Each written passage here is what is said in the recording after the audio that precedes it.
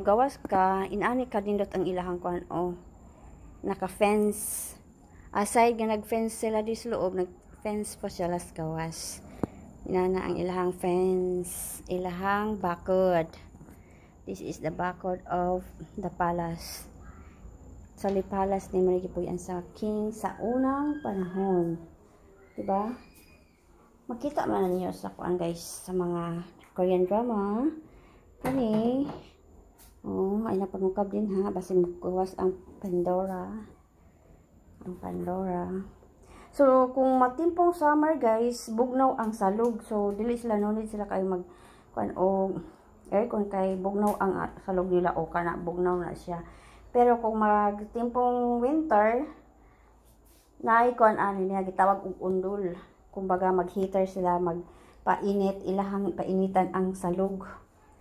So, ani ang ilahang kitchen na guys, kamasot. Ang ilahang kuan din na sila magdaog, then magluto. Mas ilahang kitchen. So kitchen, yeah.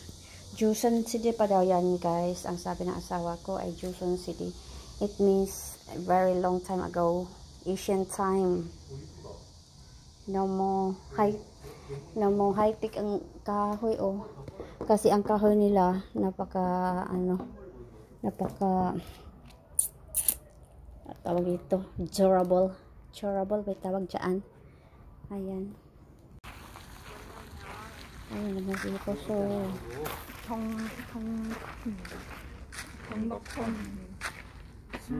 maliit ito guys na bahay ng ng isang officer noong panahon. Bahay ito, napakaliit lang siya. Close man yung isa. Dito lang yan. Kasilip-silip. Ayan. Pinipreserve nila ito guys. Mga bahay-bahay ng mga unang panahon. So, dito nilagay nila yung cabinets. Actually, dito sila magluluto guys. Yan ang lutuan nila, kamasot. Pag nagpainit sila dyan, ng apoy, iinit yung doon sa loob. Kasi may mga connection yan sa loob, sa bahay nila. At saka yung lalabas dito yung usok. Yan ang usok dyan lalabas. Okay, may idea na kayo guys. Kaya, kahoy yung ginagamit nila. Pero ngayon, high-tech na sila. Siyempre, high-tech na ang Korea, di ba? Continue pa rin tayo sa ating pagtutour guys sa Joseon City, Joseon Dynasty, sa bahay ng Kingdom of the Joseon Dynasty. So, ganito kaliit yung bahay nila. Ayan. Pero solid din yung solid yung mga kahoy na ginagamit. At saka yung nila, tingnan natin uli na yung mga pero pare-pareho lang yung mga maliliit. Ayun. 왜 이것은 너무 작아요?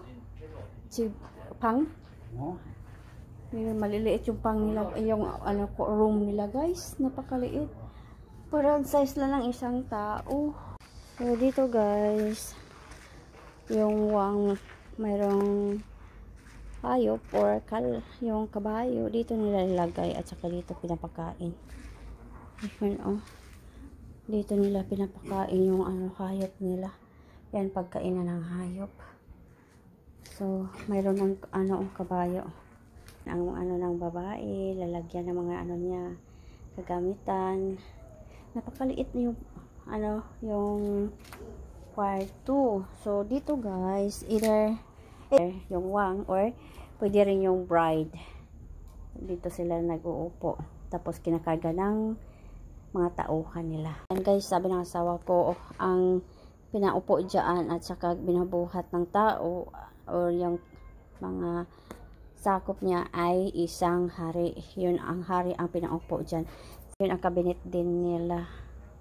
Yan, makikita natin ito sa drama na binuhat-buhat ng mga Okay. So, dito guys, dito piniperform yung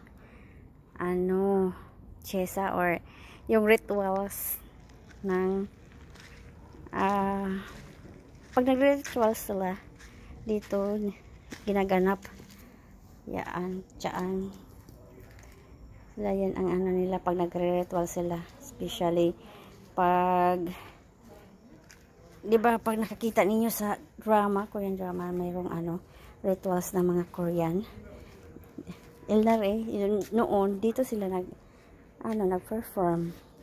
So dito guys, tinatawag siyang JK-gu. Dito nilagay yung mga kagamitan ng yung sa rituals or mga instruments, lahat nila or lahat ng mga kagamitan dito nilagay, mga wooden or siguro ano pa yung mga kagamitan dyan inilagay, parang stock house noong kapanahunan dito. Yan, nakapadlock yan lahat. So yan